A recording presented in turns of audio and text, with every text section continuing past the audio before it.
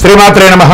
సద్గురు జ్యోతిష్యాలయం వారి యొక్క విశ్వావసునామ సంవత్సర 2025 మార్చి 29 నుండి మొదలు పెడితే మళ్ళీ 2026 మార్చి 28 వరకు వచ్చే ఈ తెలుగు నూతన సంవత్సరంలో వచ్చినటువంటి సంవత్సర రాశి ఫలితాలని మనం ఇప్పుడు తెలుసుకోబోతున్నాం.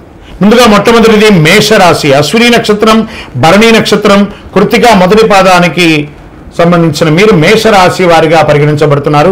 ఈ సంవత్సరం మీకు శుభాశుభ ఫలితాలు ఎలా ఉన్నాయంటే గౌరవ మర్యాదలు, సన్మానాలు, సత్కారాలు వచ్చే అవకాశాలు ఉన్నాయి.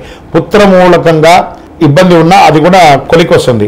చైత్ర వైశాఖమునందు, కార్తీక మాస మార్గశిరమునందు కుజానుకూలత లేనందున కొంత జాగ్రత్తగా ఉండాలని చెప్పడం జరుగుతుంది. దీంట్లో ఓవరాల్గా సర్వీస్ సెక్టార్లో ఉన్న వాళ్ళు, డాక్టర్స్, అడ్వకేట్స్ లేదా ఇంజనీర్స్, ఈ యొక్క డిఫెన్స్, పోలీస్ ఇలాంటి రంగంలో ప్రభుత్వ సర్వీస్ సెక్టర్ వాళ్ళకి బాగా ప్రెషర్ వస్తుంది. ఉద్యోగరీత్యా కాస్త జాగ్రత్త పడండి. వ్యాపారస్తులు కొత్త వ్యాపారాలు ఏది ప్రారంభించకండి, ఉన్న వ్యాపారాన్ని అలా అభివృద్ధి చేసుకుంటూ వెళ్ళండి.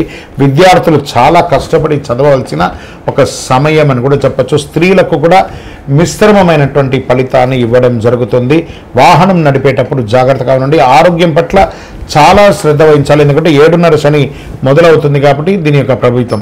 మరియు నక్షత్ర పరంగా ఎలా ఉంది అని కూడా తీసుకుంటే అశ్విని నక్షత్రం, మేషరాశిలో ఉన్న అశ్విని నక్షత్రంలో వారికి సంవత్సర ప్రారంభం నుండి వైశాఖ పూర్వార్ధం వరకు, భాద్రపద బహుళం నుండి మాఘ పూర్వభద్రం వరకు, నైదన తారయందు శని సంవత్సరారంభం నుండి కార్తీక బహుళం వరకు, నైదన తారయందు రాహు సంచారం వల్ల శ్రావణం నుండి సంవత్సరం వరకు కేతు వధ కలుగుతుంది. జాగ్రత్తగా ఉండాలి.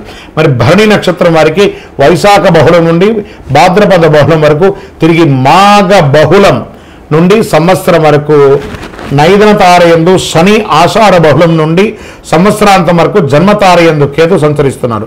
మరి కృత్తికా నక్షత్రంలో వారికి సంవత్సర ఆరంభం నుండి ఆషాఢ బహుళం వరకు జన్మతారయందు కేతువు సంచరించడం కావున ఆయా సమయం నందు జాగ్రత్త అవసరం.